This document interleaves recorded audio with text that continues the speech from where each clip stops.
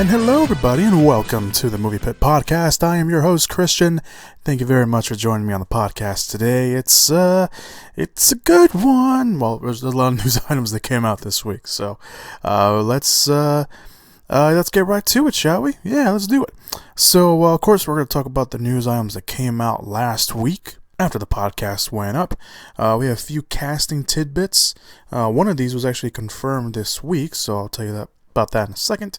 The first casting tidbit that came out last week was Vanessa Kirby is in final talks to join Mission Impossible 6. Kirby's role is currently unknown at the moment, but reports say that she will be on the same level that Rebecca Ferguson had, who will be returning for the 6th installment. She will have the same kind of role that Rebecca Ferguson had in the last film. Kirby can be seen on Netflix's series The Crown. If you haven't seen that, I haven't seen it yet, so I don't know. She's been in other stuff. I don't remember her that well. She's appeared in films like About Time, Jupiter Ascending, Everest, and more recently Me Before You.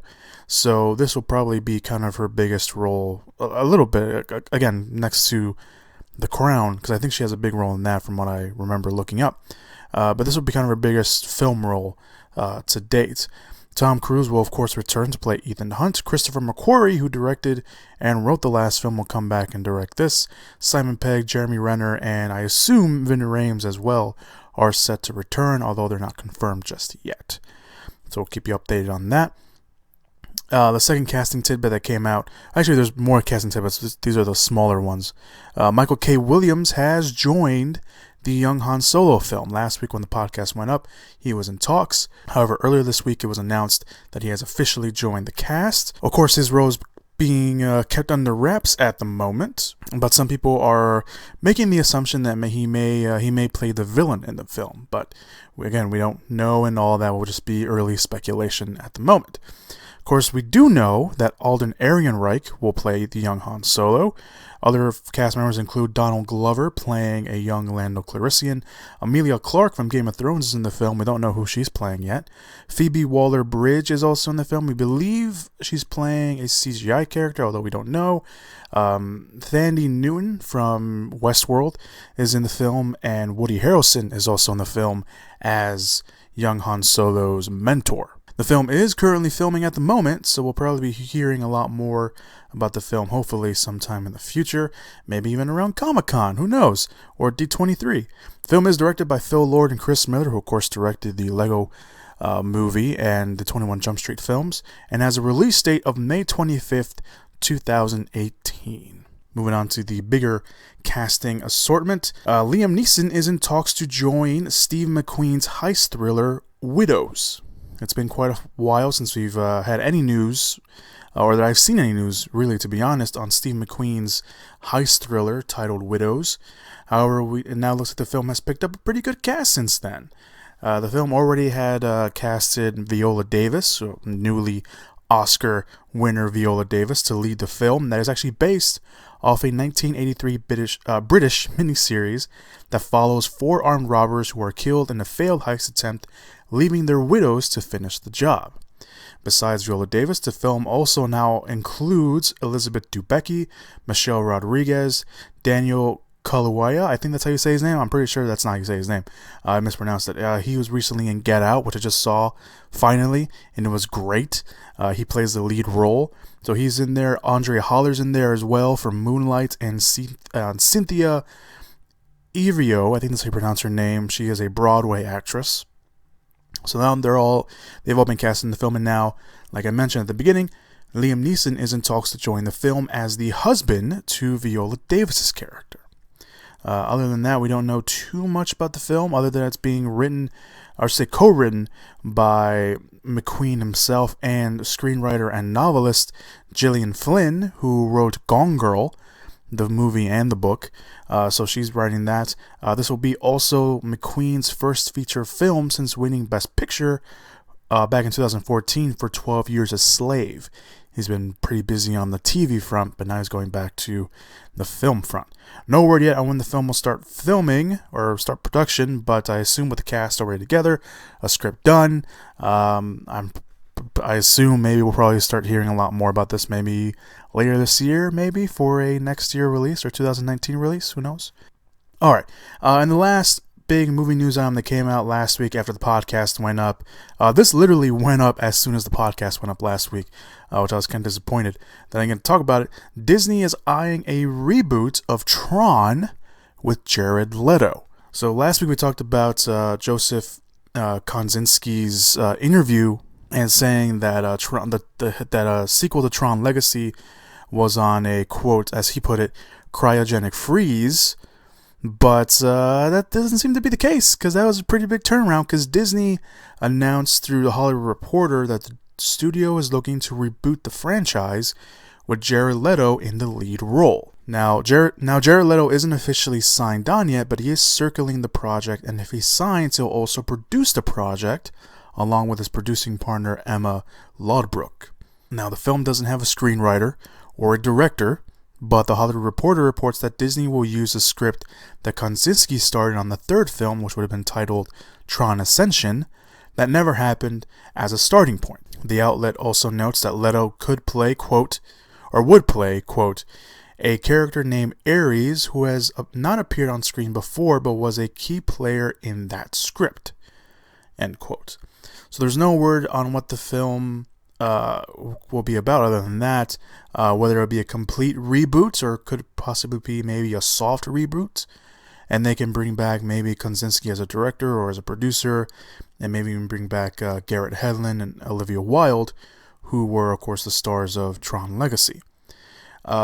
So I mentioned last week when we talked about the Kosinski interview that I was one of the very handful of people that liked Tron Legacy, almost loved Tron Legacy. And I was really hoping we get a sequel for it instead of a reboot. And I won't knock on the idea of a Tron reboot. I won't, because it's a great franchise, and as long as there's more Tron movies in the world, I think I'll be happy. But as long as I get the right people involved, when it comes to Leto, I am not the biggest fan of his. I know there's a lot of people out there who are huge fans of Leto, practically maybe more because of his band, 30 Seconds to Mars. But I'm not completely sold on him yet. Yes, he's had great performances, but his roles, those great roles, are separated from not so great roles. And I'm not just looking at the Joker, so settle down. I'm talking about some other ones too. But if Disney can pull it off, if they can get a good team attached, and again, Jared Leto is not officially signed on. He's just circling the role. So I don't know. I think it should be interesting to kind of see where this goes. I would have much preferred to see a Tron Legacy sequel, but I don't know. I mean, I'm happy that there's going to be more Tron in the world, but I'm upset that there's not a sequel to Tron Legacy, which I think would have been a better move to go. But whatever. Well, we'll see. We'll see what happens. As long as it doesn't take like 20 years to do another sequel, I'm good. I'm solid. Alright, so let's move on to this week's news items. The first news item of the week is that Ridley Scott says he has a script ready for an Alien Covenant sequel. The news came from a set visit that outlets made last year on Alien Covenant. So we don't know where, and this is kind of where the confusion comes for a lot of people. It's like, could he start filming it this year or maybe early next year, so that the film could come out in 2019. We don't know yet, but Ridley Scott says he's ready to go. He has a sequel done. He has a script done for the sequel. He made this, kind of little joke saying he could make alien movies for the rest of his life. Who knows? We'll see what happens. Alien Covenant looks awesome. We talked about the trailer that came out last week. It's gonna be good. It's gonna be good. Hopefully it's gonna be good. Hopefully it's gonna be good. So there was that. Just some little brief little tidbits that I saw right before I started the podcast. It looks like Warner Brothers is putting together a writer's room for the King Kong film, the King Kong versus Godzilla film. Of course, King Kong, or Kong Skull Island, I should say, is coming out this week. We'll talk about that a little bit later. But it looks like they're already getting to work on the epic mashup film. There's the writer's room connected. I just saw the headline. It came up on my news ticker, so I don't know too much about it, but it looks like there's a writer's room attached for it. It should be interesting to see kind of how and the way that writer's rooms work, for those of you guys that don't know. From my understanding of it, is that they they come together and they come up with an idea and terms and everything, and then I don't know if it's the director or the producers or the studio that pick one of them to spearhead the project and pretty much put everything together and make it cohesive and make it work and all that. That's, from what I understand, is how writers' rooms work. And the writers' rooms are becoming kind of a commonplace now for a lot of studios. King Kong King Kong versus Godzilla, I think that's a pretty big enough project that you probably need a writer's room, because you probably need someone who, you need different people to kind of bounce ideas off of. I know the Transformers franchise has that. They started that from, I think they started that with this film or the last film, but they have a writer's room there. The Avatar movies, which we'll talk about a little bit later, have a writer's room. What else has the new Universal Pictures Monster Shared Universe has one, which will start with The Mummy coming out later this year. They have a writer's room together. So the writer's rooms are very common now in Hollywood because I guess it's a lot easier to get all these writers together in one room, map out and decide, like the little plot points and what's going to go on, and then decide on one person to put it all together into a script that's going to be good enough for a feature-length film. And that's kind of what I understand from what I've been, reading and seeing from like reports and stuff like that. So that's how a writer's room works. So that's what they're kind of doing now for King Kong versus Godzilla. So we'll see what happens, and obviously when there's a definitive one writer on the film, I will let you guys know on that. An Overboard remake is in the works. A remake of the 1987 Kurt Russell and Goldie Hawn film Overboard is in the works. The original film had Hawn as a mean and rich heiress with amnesia, and Kurt Russell as a carpenter on her yacht, who convinces her that they are husband and wife. This film will switch that, and it actually already has a cast. It has the Mexican star Eugenio Derbez and Anna Faris attached to star. The remake, again, will switch roles. It will follow a spoiled playboy from one of Mexico's wealthiest families who falls overboard off his yacht and is convinced by a single working class mom that he is her husband. So that should be kind of interesting, the role switch there. And we'll start shooting in May over in Vancouver. So we'll probably be hearing a lot more about this project sooner rather than later. Going off some more casting tidbits, Eva Green and Danny DeVito are in early talks to join Tim Burton's live-action adaptation of Dumbo. So like I just mentioned, Tim Burton is directing a live-action adaptation of Dumbo for Disney, and they're looking for leads. Reports say that Eva Green is currently in talks to join the film as one of the 4 major adult roles. Apparently there was talks with Chris Pine, but the offer fell through, kind of similar to what Will Smith went through earlier this year. If Green joins the film, this will be her 3rd time working with Burton, as they worked together on Dark Shadows and more recently in Miss Peregrine's Home for Peculiar Children. Green will play a trapeze artist who works for Vandermeer, which is going to be the villain of the film. DeVito, on the other hand, he will play Medici, who runs a small circus that gets acquired by the evil big top villain Vandermeer, like I just mentioned. The animated film, for those of you guys that don't remember, tells the story of a baby circus elephant, Dumbo, who is made fun of for his large ears, and after being separated from his mother, he learns how to use his ears to fly. Of course, the film is based off the original 1984 animated film, and the film currently has a script by Aaron Kruger, who wrote Scream 3, The Ring, Transformers Revenge of the Fallen, Dark of the Moon, and Age of Extinction. So I probably shouldn't expect too much from that. And is expected to start production soon. I think they're going to start filming sometime later this year, if I remember correctly. The film currently does not have a release date. But yeah, I don't know. Dumbo, I remember watching Dumbo. I don't remember too much about Dumbo. So there's that. But I'm a huge fan of Eva Green and anything she's in, I pretty much gotta go watch. And Danny DeVito, of course, there's many fans of Danny DeVito out there, and you give him the right material, and he'll probably knock it out of the park. But Tim Burton is the person that I'm not fully grasping just yet. I'm not the big Tim Burton fan. Although I will admit, Miss Peregrine's Home for Peculiar Children was very good. I very much enjoyed it. I very much was surprised how restricted, not restricted. I guess that's probably not the word I'm looking for, but that's the word I'm going with. Tim Burton was on that film, because he could have went all wild and zany, and there are wild, zany Tim Burton moments in the movie, but I think he could have gone a little bit more over, which thankfully he didn't. But yeah, there you go. All right, let's move on. Drew Goddard is going to direct a mysterious thriller that is called Bad Times at the El Royale. Drew Goddard is becoming a pretty big and busy man in Hollywood. Goddard has become pretty much became a household name, I should say. I can't talk today, apparently. It's not just because I'm doing the podcast. I seriously could not talk this morning.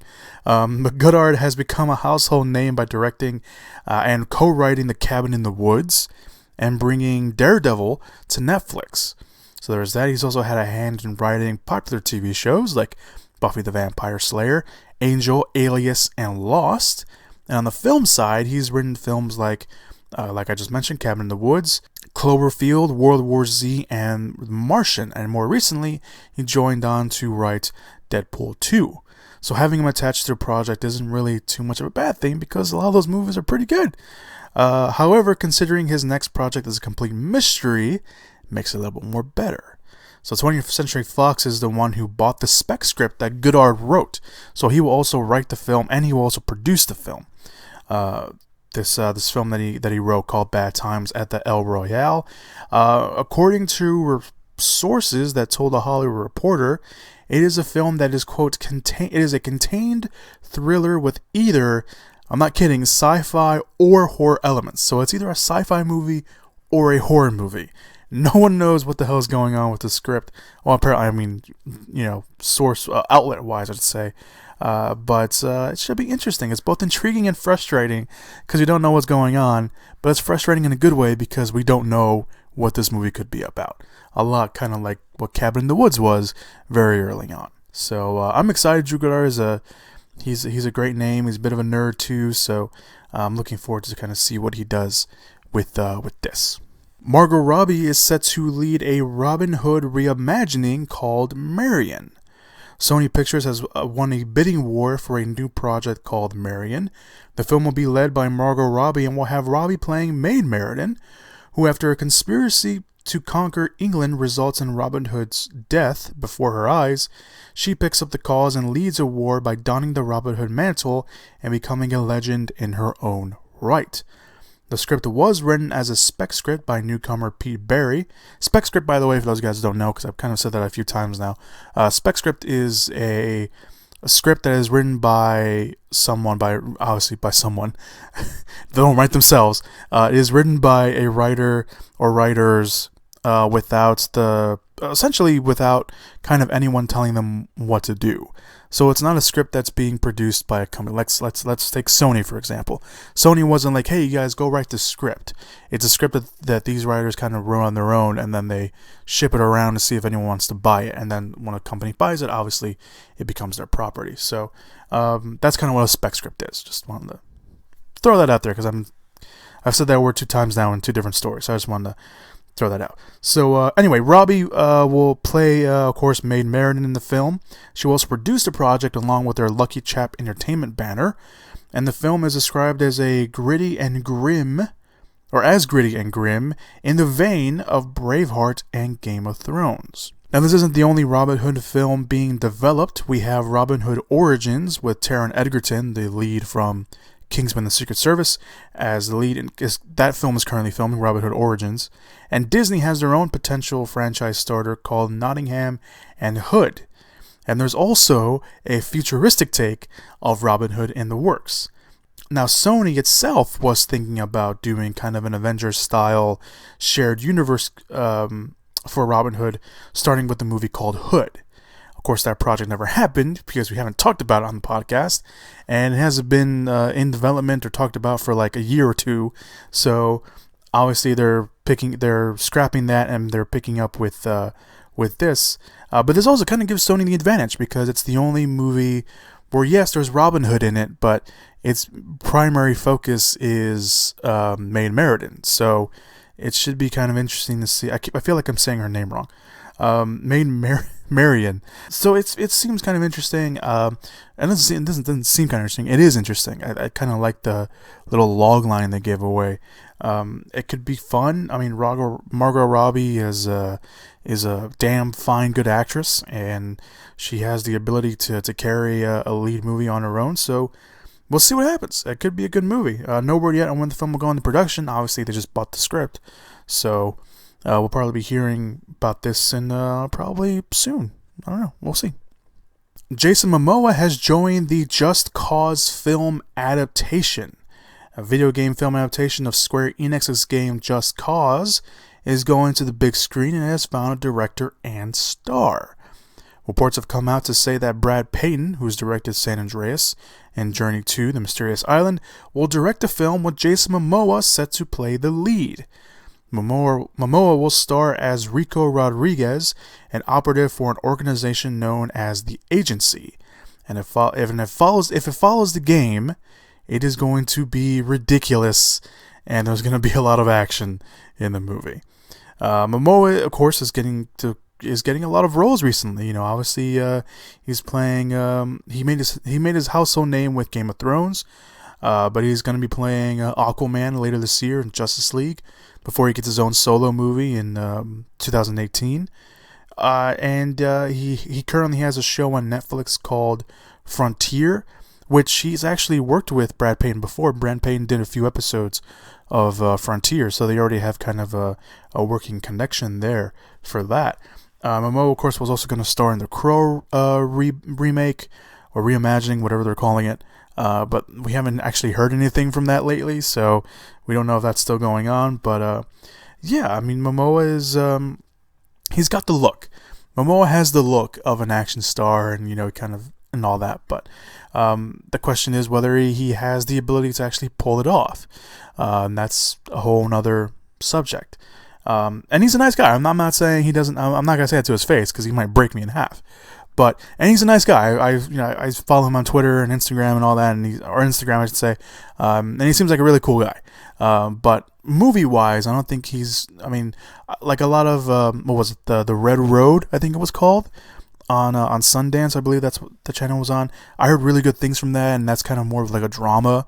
And I hear Frontier is kind of more of a drama as well. So I have to check that out. I want to check that out to see kind of him playing more dramatic roles. I think that'd be kind of cool to see as well. But Just Cause, I mean, if you haven't heard of the game, just go up and look it up on YouTube. Just look up some clips, and it's absolutely ridiculous. And this could probably be a really fun movie if they follow that ridiculousness twofold. So it should be interesting to see kind of what happens. I don't know why I said it that way, but yeah, we should be interesting to see kind of how this develops. And Brad Payton is, of course, he did San Andreas, so he knows about ridiculousness. So yeah.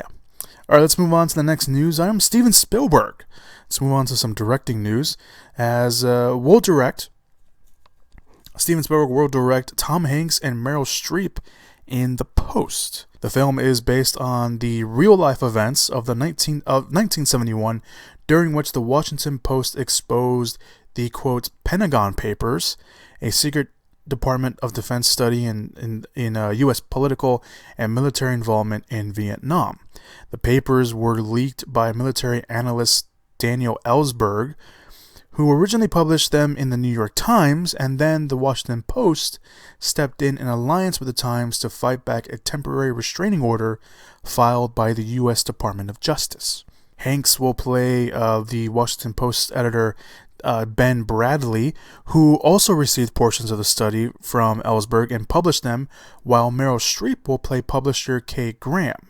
The film comes pretty much at a really interesting time. I mean, obviously, with all the press stuff going on in the world.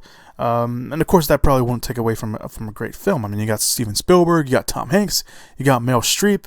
What else do you want, really? I mean, that's a good, solid trifecta of talented people. Tom Hanks and Steven Spielberg have worked together multiple times. I don't think, from what I can, actually, they haven't.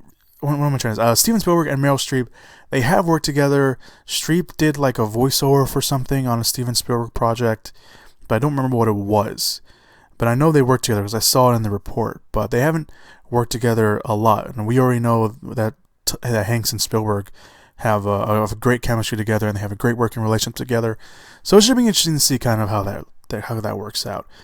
There's no word on when the film will be made. Obviously, Steven Spielberg is a very busy man, and we'll talk about one of his projects a little bit later in the podcast as well. So we'll see what's going on with that. Let's move on to the next news item. Joe Carnahan has left the director's chair for Bad Boys 3. Bad Boys 3 can't just catch a break, man. They really can't. The long-awaited Bad Boys 3 has been delayed and all this other stuff, and now they just lost the director. So the Hollywood Reporter was first to report on the news, saying that an insider told them that Joe Carnahan, who's of course directed The A-Team, The Grey, Smoking Aces, that he has left due to, quote, scheduling conflicts, but other sources said that it was due to, quote, creative differences. Although Carnahan later came out on Twitter saying that it was scheduling conflicts.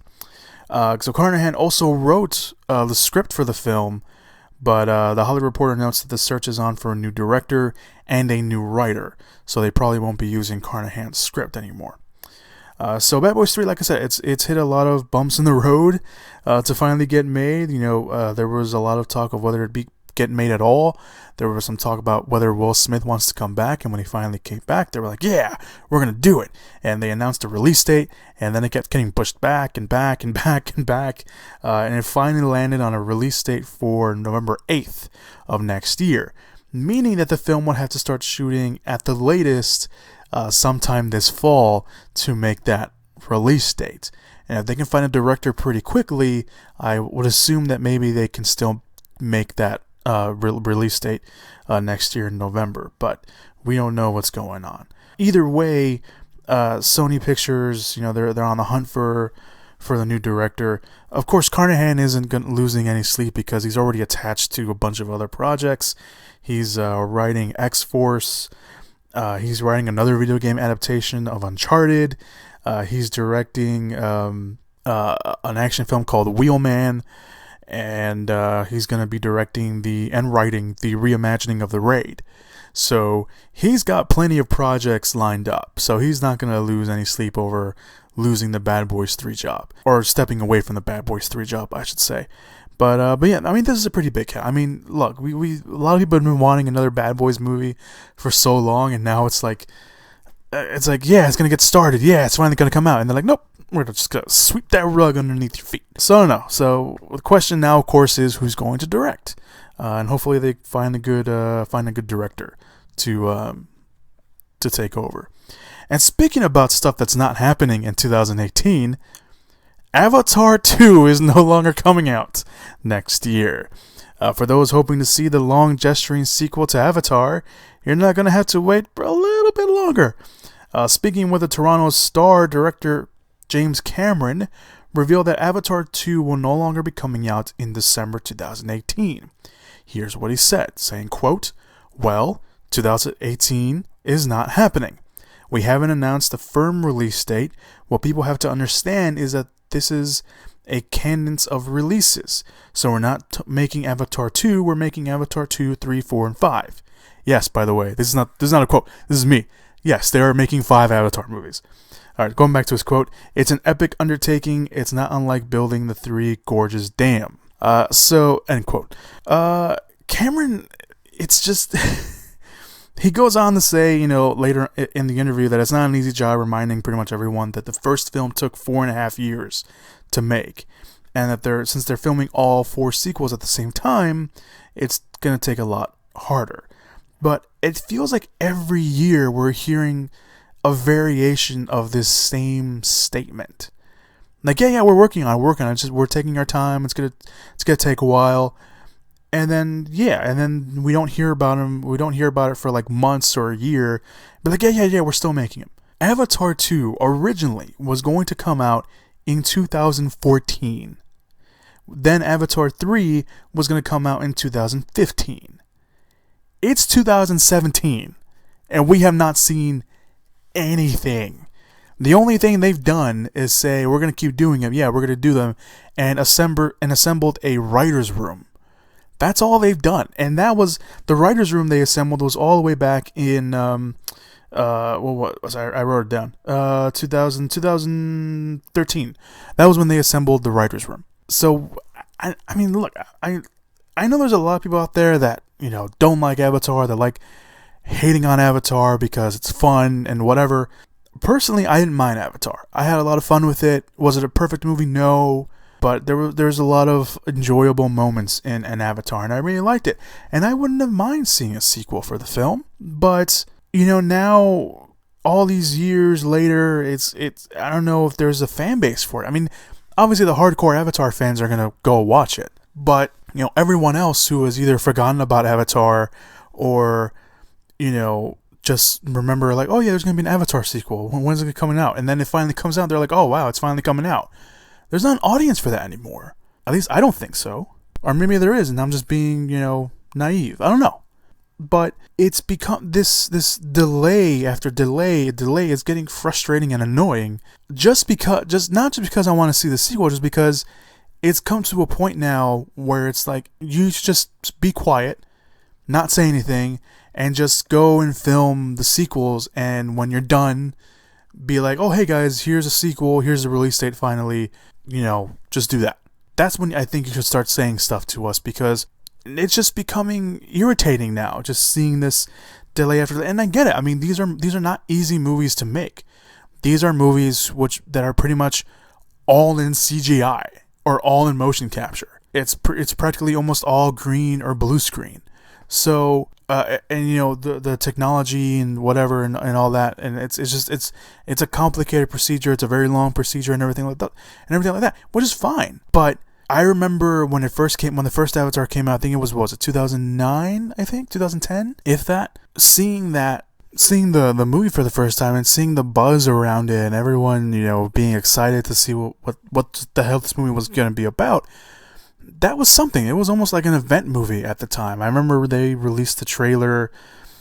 I remember they released like one of the trailers during the first NFL game over at I think it was a Cowboys game, and it was after they had gone like their new stadium, so they have that big ass screen in their stadium that's it's just massive. And I remember them being like, oh, we're gonna play this trailer for the first time there and on nationwide TV. It was like an event film. It wasn't like, I know there's going to be a bunch of people like, how dare you say that? It was almost like Star Wars The Force Awakens. Because you remember Star Wars The Force Awakens, they released one of their new trailers during a Monday Night Football game, and it was this really big deal, obviously, and it made nerds watch a football game because they had to sit through the first half of the game to watch the trailer during halftime. But it had this different feel to it, and obviously it ran on ABC, and ABC is owned by Disney, so whatever. But it was just this big kind of it felt like a big event. You're sitting down, you're watching TV, and you're watching something so you can watch this trailer for the first time, and it's really cool to see that. And it was really cool to see that. It was really cool to feel that, and I like when films do that. I like when films become event films, where you're like, whether it's like you're sitting down watching TV, or the first trailer is going to premiere on this show no matter what. It's not going to be released online like an hour before, or like a half hour before. It's being released for the first time here, and then the trailer is going to come out later online right afterwards, or like an hour afterwards, or whatever. That was cool, and I like that. I kind of like when movies do that, and not every movie can do that, and every movie shouldn't do that. These big movies should. So I don't know. I think I'm probably just getting too fidgety over an Avatar sequel, but just hearing these news, because I've been, again, ever since I've started, really paying attention to the movie news cycle, there's a lot of projects that have been announced that I still, when they're still being reported on about these projects being made, I'm like, how is this thing still getting made? How is this thing still being talked about? An Avatar sequel is one of those things that I have been reading on and following since I started following the movie news cycle. And it's just so frustrating to still see that in the news. So yeah, I'm done. I'm done talking about Avatar. So let's move on to the next news item. Deadpool 2. It has found its Domino. How about that? Deadpool 2 has found one of its key roles in FX's Atlanta's breakout star Zazie Beetz. Think that's how you say her name? Don't hate me if I'm saying it wrong.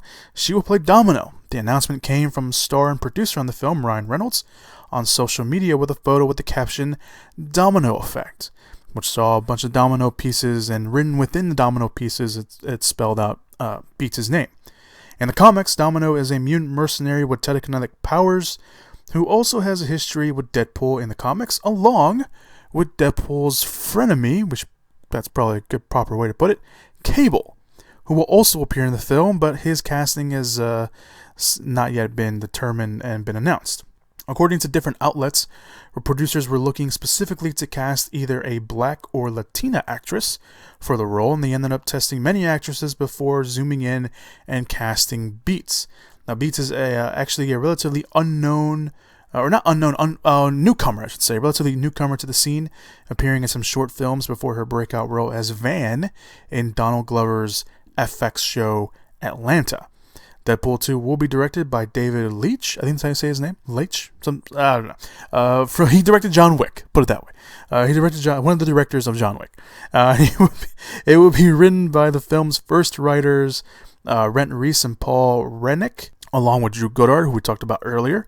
The film currently doesn't have a release date, but it could start shooting sometime this year, so there's potential that we can probably see it sometime in 2018, maybe even early 2019. We'll be awaiting that, but Domino has been casted. Pretty cool. I didn't know who Beetz was. I shamefully have not watched Atlanta. Everyone's saying it's one of the best shows on TV, and I haven't gone to watch it. I wanted to watch it. I like Donald Glover, and I've heard nothing but great things about it. I just haven't had a chance to watch it. But maybe I'm going to start watching it now. So we'll see. Domino is a great character in the comics, and I think it's going to be interesting to kind of see how her relationship is with Deadpool and how it affects the movie. So we'll find out. And we'll talk about Deadpool 2 a little bit later in trailer talk. You know what that means. Alright, the next movie news item is Indiana Jones 5 is officially happening. Yes, ladies and gentlemen, the iconic character of Indiana Jones is getting a 5th film, and it's not going to be a reboot.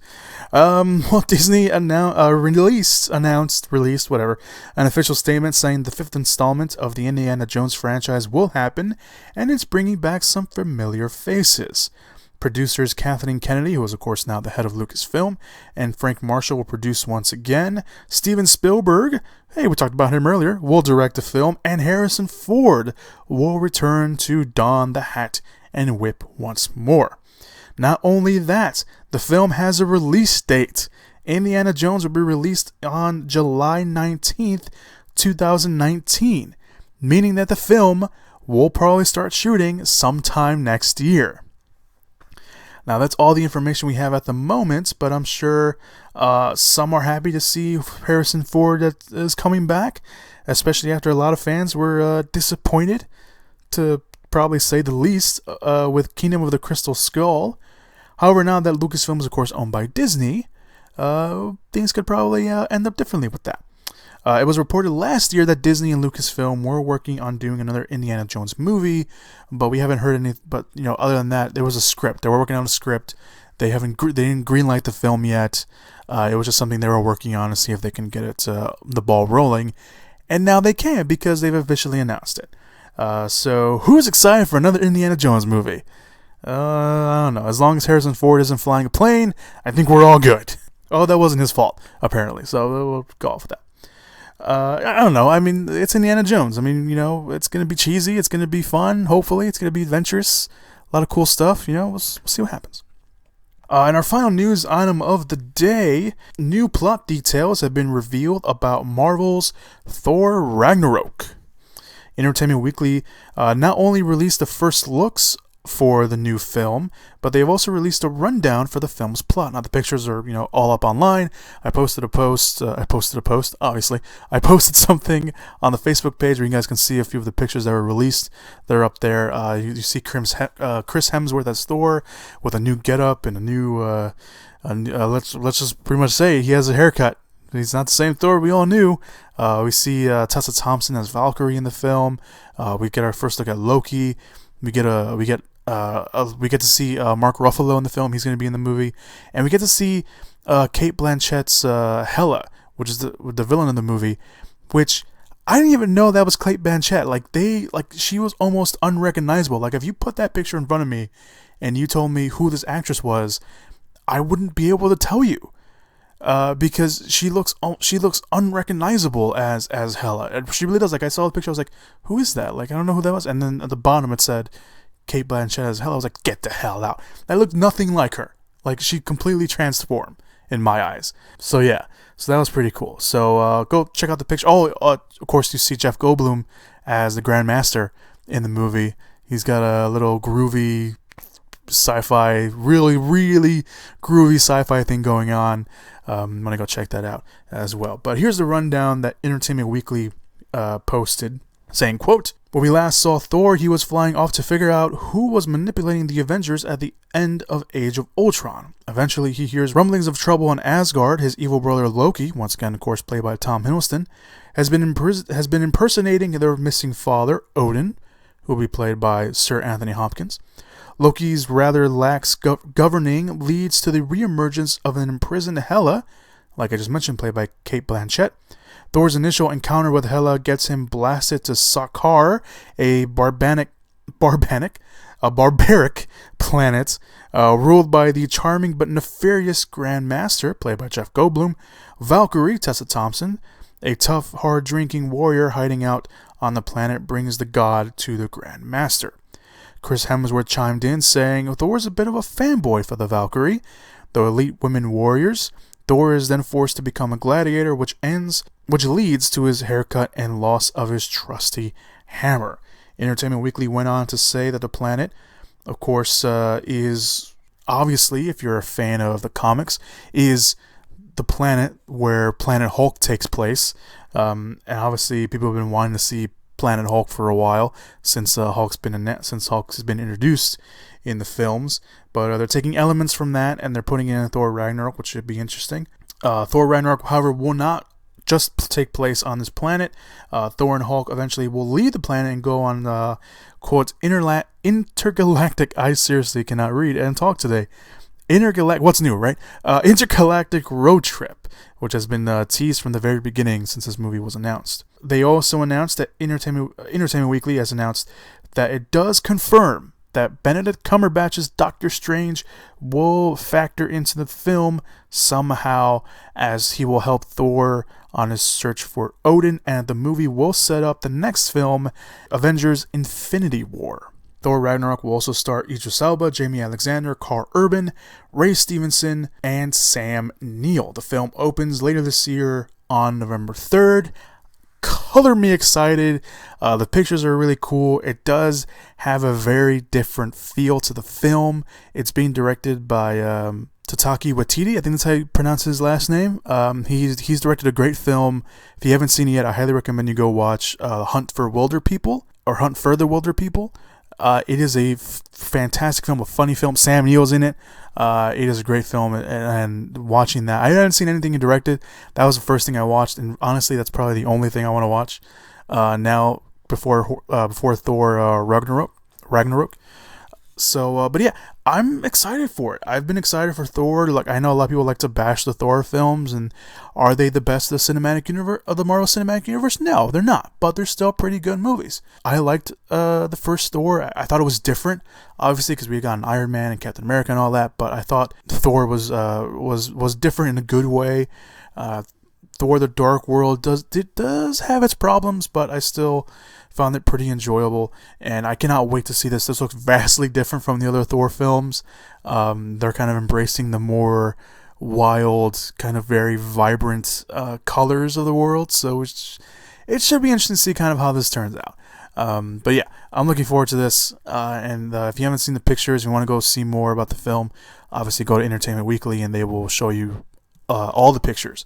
There's a lot more pictures. I only posted a few of them on the Facebook page. So, yeah, that's it, guys. That's all the movie news that has come out, at least at the time of this recording. Now let's move on to trailer talk. To be fair to the trailers that came out this week, last week, the first teaser, or the weekend, I should say, the teaser for Deadpool 2 came out. It was a very interesting teaser. It wasn't like a, normal, typical teaser. It was a teaser in the very true Deadpool fashion. If you saw it, either played in front or it played at the end, depending on what theater you went to, in front of Logan. And the trailer, the version you saw in theaters is different from the version you see in online, I should say. So if you saw it in theaters, the version you see online is different. So I think there's a different song. There's a few more. You get a Stan Lee cameo and the version online. It's pretty cool. So if you want to go check that out, I highly recommend you do. It's funny. It's, again, true Deadpool fashion. So go check that out. So as for the trailers that came out this week, the first one was Geostorm. It's basically pretty much like The Day After Tomorrow meets Independence Day Resurgence meets San Andreas. It's directed by Dean Devlin, who has produced and wrote a lot of Roland Emmerich's films like Independence Day and Stargate. It's his directorial debut. Roland Emmerich is a producer on the film, so if you're like, oh, that looks like a Roland Emmerich movie, you're kind of almost right. It's okay, I guess. I don't know how to describe the trailer. I mean, it's a disaster movie, which obviously you're just gonna have a lot of fun with it. Gerard Butler's in the movie, Jim Sturgis is in the movie, Abby Cornish is in there as well, Ed Harris is in the trailer. The teaser, it's a teaser, so it's not really a trailer. You don't really get a sense of the story.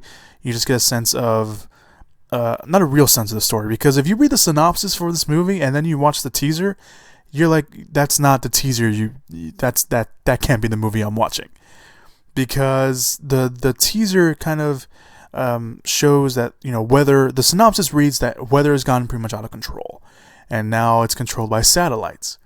So one of the satellites malfunctions. I felt weird saying that, and it goes out of control. And it just causes all this this weird weather in random places, and so they got to send someone in, and it's going to be Gerard Butler who they send in.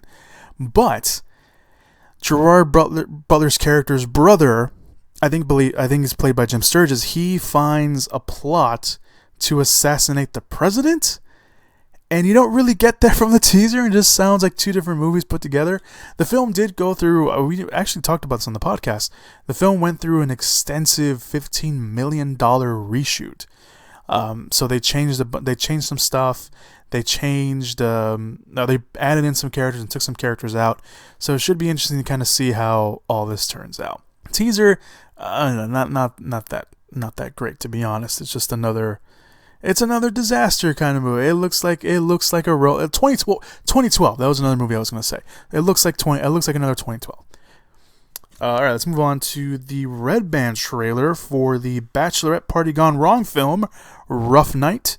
It's a very odd assortment of a cast. It has Scarlett Johansson, Jillian Bell, Kate McKinnon, Zoe Kravitz, Alana Glazer's in there as well, and they're kind of all like college friends, and they get together for obviously a bachelorette party, which is Scarlett Johansson is the bride-to-be, and things go wrong. It's a very raunchy trailer. Again, it's a Red Band trailer, so it's not safe for work, and they have a lot of swearing in there. It's so the bachelorette party goes wrong. They hire a stripper. They accidentally kill the stripper, and it just leads to this kind of weird dynamic, I guess. And now they're all trying to figure out what to do with the body and everything. It's okay. I mean, it wasn't that bad. I got some genuine laughs from it. But it should be interesting to kind of see. The only thing that bothers me is the casting. It doesn't bother me because all these women are funny. It bothers me in the sense that it's just an odd pairing of all of them together. But it looks funny. Hopefully it is funny. It just, I don't know. I'm glad they changed the title, because the title originally was called, well, the title originally before Rough Night was Rock That Body. And I always felt weird saying that. So I'm happy they changed the title to Rough Night. But it looks funny. It does. I just, the casting, it seems odd for me for some reason. I don't know why. All these women are funny. I'm not being sexist or anything like that. I don't know. It's just odd. Let's move on. Speaking about Red Band trailers, the Red Band trailer for Charlize Theron's action thriller Atomic Blonde has come out, and this looks awesome. It's directed by David Leitch, who's going to direct Deadpool 2 and directed John Wick. And you do get a really John Wick-esque action sense, because the trailer starts off with pretty much an action scene. It shows Charlize Theron, pretty much beating up on two guys in the hallway. And you really get a sense like, oh yeah, this is like John Wick. This is the guy.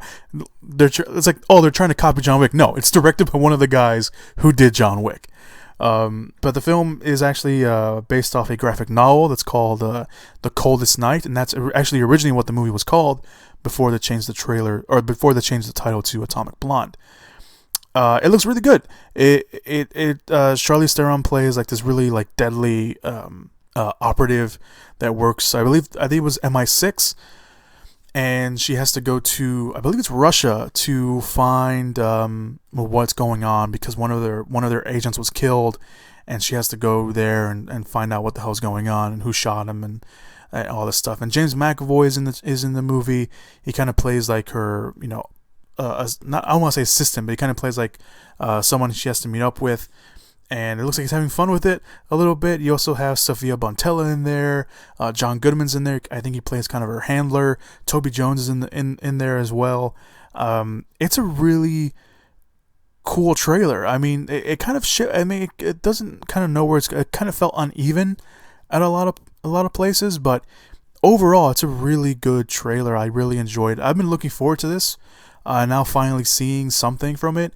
It's nothing like I thought it was going to be, so it's really, really cool. Again, it's a Red Band trailer. It's not safe for work, and there is a scene between Charlize Theron and Sofia Boutella that I'm sure that's like, oh, it looks like another dumb action movie, and there's going to be those guys who are like, oh yeah, I'm going to go watch it now.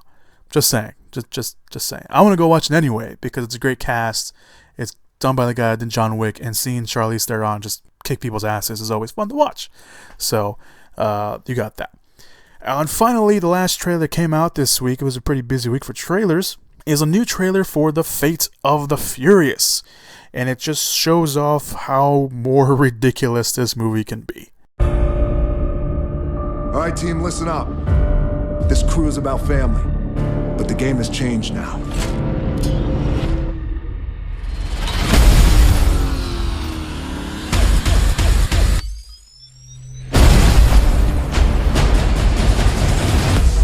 Dominic Toretto just went rogue. You gonna turn your back on family?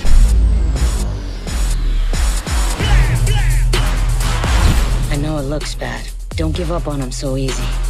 We've only got one chance to make this family whole again. Don't do this, Dom. You ready? One thing I can guarantee, no one's ready for this. She's the very definition of high-tech terrorism.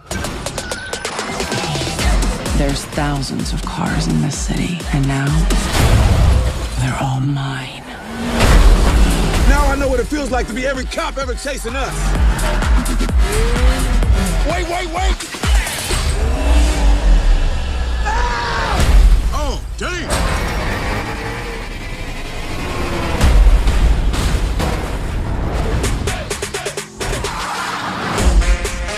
London, Abu Dhabi, Cuba.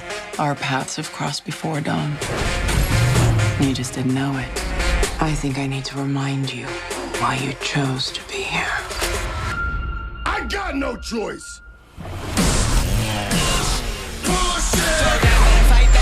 If you're gonna catch Dom, you're gonna need a little help. You want to tell me why you just put me in a room with this tea and crumpets eating criminal? You don't think that tight t-shirt's cutting off the circulation in your brain? You should get bigger size. You guys are gonna work together. Love to.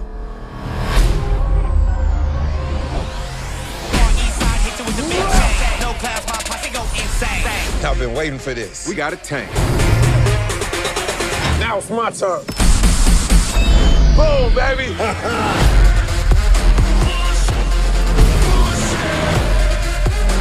They just don't give up, do they? You thought this was gonna be a street fight. Is that a torpedo? Take the wheel. What? This is crazy!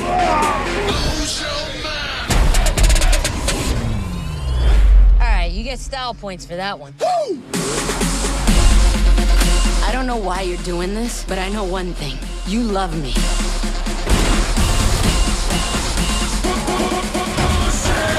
Fire! Hang on to your ass.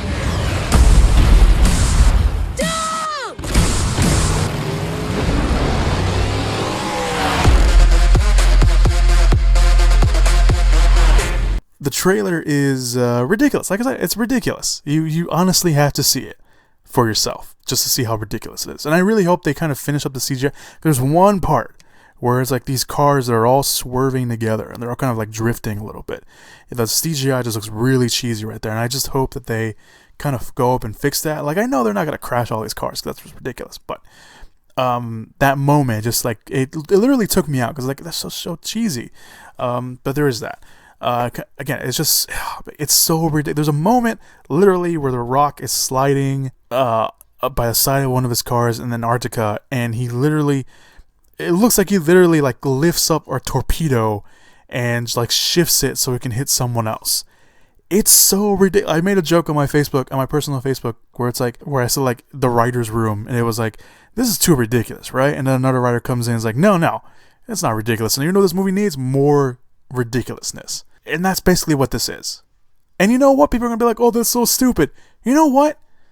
I've been really good at not swearing in these podcasts recently, but fuck you. Alright? I'm going to go watch this. Yes, it's ridiculous. Am I looking forward to a serious drama? No. If I'm going to go see a Fast and Furious movie, I know what I'm walking into. That trailer just showed me exactly what I'm walking into.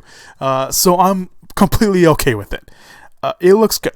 It looks good. It looks like a Fast and the Furious movie just pumped up to 20. And I'm okay with that. It looks utterly ridiculous, but you know what? I'm going to go watch it. And I don't care. And I'm going to probably enjoy the hell out of it. So, once again, fuck you. Alright, let's move on. Let's move on.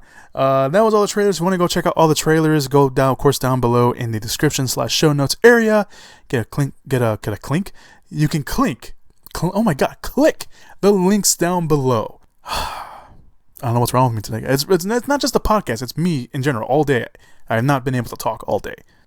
Let's move on to this week's releases. We don't have too many releases, believe it or not. We have two, I should say. Limited releases this week. One of them is Raw. It is a French film.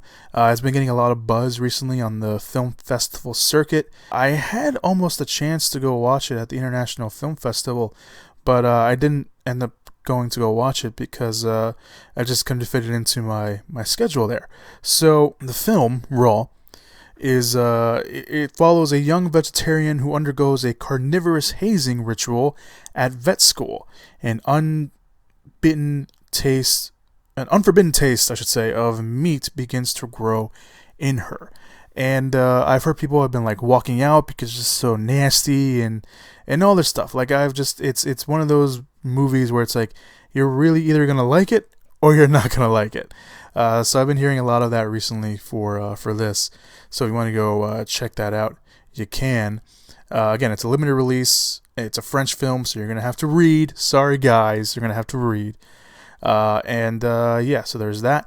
There's a new Kirsten Stewart film called Personal Shopper. It is a thriller film, and this one has also been going around the film festival circuits, but I haven't actually seen anyone say like, oh yeah, go out, it's a must see. I mean, there's decent reviews for it. If you follow the Rotten Tomatoes, it currently has a 75%. But again, I'm not a very big Rotten Tomatoes person, so don't listen to me on that part. So like I said, it stars Kirsten Stewart, and where'd it go? It's okay, here we go. It's a grieving from the recent death of her twin brother. she haunts his parents' home, determined to make contact with him. So that's what the film was about. Yeah. Again, I haven't really seen too much. I've been hearing some good stuff about it, but overall, it's one of those. Again, a lot of people are saying it is going to be one of those films that you either like or you don't like. So there you go. But let's move on to this week's wide releases, which of course, there's only one real big wide release, and I think we all know what it is. Kong Skull Island. A team of explorers and soldiers travel to an uncharted island in the Pacific, unaware that they are crossing into the domain of monsters, including the mythic Kong. The cast includes Tom Hiddleston, Brie Larson, Samuel L. Jackson, John C. Reilly, Jason Mitchell, Corey Hawkins, Tian Jang, Toby Kibble, Thomas Mann, Shay Winham, John Ortiz, and John Goodman. It looks really, really good. The reviews are pretty decent. Everyone's saying it's really good. Of course, there's people saying that it's not that great. They're saying it's good, but not great. So the reviews are pretty decent. They're more on the positive side than the negative side. So I'm really looking forward to it. I've been looking forward to this movie for a while. The cast alone is great. They're saying that Kong is a big highlight. Everything I've been seeing so far, during the commercial and TV spots and trailers, have all been fantastic. I have my tickets ready for tomorrow. I'm happy. I want to see this. I want to see a good King Kong movie, and a lot of people are saying that this is pretty close to it. So I'm excited for it. I really am. So Kong Skull Island is your wide release this week. So let's move on to this. A rundown again. Kong Island is your big release, wide release this week. Your limited releases include Personal Shopper and Raw. And now let's move on to the box office predictions. So last week I made box office predictions, and I was right about the movies that are going to be in the top 5. However, the order was something that I did not get right. So my picks last week were Logan at number 1, Get Out at number 2, the Lego Batman movie, not the Logan Batman movie like I was talking about, the Lego Batman movie at number 3, John Wick Chapter 2 at number 4, and The Shack at number 5. Turns out that, like I mentioned last week that The Shack, kind of a religious movie, there's an audience there, people are going to go watch it. I underestimated them, because the actual box office last week was Logan at number 1, Get Out at number 2, The Shack came in at number 3, the Lego Batman movie came in at number 4, and John Wick Chapter 2 came in at number 5. So, there you go. That was your actual box office this week. My picks. It's going to be interesting, this week's box office, because we got Logan, which all the fans went out to go see, and of course word of mouth is probably going to play a factor in this week as well. But I do believe that Kong Skull Island will edge out Logan. I think it's going to be a very close battle at the box office, and I think the gap between the two is going to be very small. But I think Kong Skull Island is going to be number 1 at the box office this week. Logan's going to be number 2. Get Out is going to be number 3. The Shack is going to stay in the top 5 at number 4, and the Lego Batman movie will drop down to number 5. It's gonna be interesting to see who wins out this week. But I do think that the margin for the number 1, number 2 is going to be very, very close, because I think Logan will have either second viewing people, maybe even third viewing people, but it's going to have those people who didn't see it last week or didn't see it during the week and want to go watch it, and either have no interest in watching Kong Skull Island or just want to wait to see how just wait to see it when the crowd thins out. But I do think that Kong Skull Island is going to be number 1. It is King Kong movie. It's got a great cast, recognizable people in there. I think the TV spots have been pretty cool. They've been promoting the action and everything. So I think that's going to be it. So Kong Skull Island number 1, Logan at number 2, Get Out at number 3, The Shack at number 4, and the Lego Batman movie at number 5. I was looking at Logan when I said that, so sorry for that. But those are my picks for this week. So thank you guys so much for joining me on the podcast this week. That's it. That's all I got. Thank you guys so much for joining me on the podcast this week. You guys have been great. You guys have been awesome. Thank you guys so much for listening all the way to the end if you have. So look forward toward my Kong Skull Island review over on my WordPress account, which you can click down below. There'll be a link down there at movieswithchris.wordpress.com, movieswithchris.wordpress.com. While you're there, you can go check out some of my other reviews. I did mention last week that I was going to do potentially I was going to do a Logan review podcast. I didn't end up doing one. I'm sorry for that. I felt like I was coming down with something. I just wanted to rest everything up and save that. So I will be starting review podcasts up here this year. That seems like a long time, but I will be starting very soon. So be on the lookout for those. I'll obviously let you guys know ahead of time, or obviously you guys will see it when I do one. But yeah, I'm looking forward to doing review podcasts and doing other podcasts for you guys, and hopefully I can get some people involved in those as well. So it's not just my voice that you hear twice a week, if that. But yeah, all right. So that's it, guys. That's all I want to say. Thank you guys so much. Links are going to be all down below at the description/show notes area, my WordPress, my Facebook page. You guys can keep up to date on all the movie news items and all the trailers and stuff. Get a preview of what we're going to talk about here on the podcast. Obviously, if something big drops after the podcast goes up, you guys can go like that or go find that news item over at my Facebook page. I really appreciate it if you go give me a like. And yeah, I think that's it. That's all I got for you guys. So again, if you want to go check out the trailers, link down below. Yeah, that's it. Thank you guys so much for joining the podcast this week. You guys have been great. Hopefully you guys have a safe, fun weekend. Enjoy yourselves. And as always, go watch some movies. Whoop whoop! Yeah! Give it up! Movies!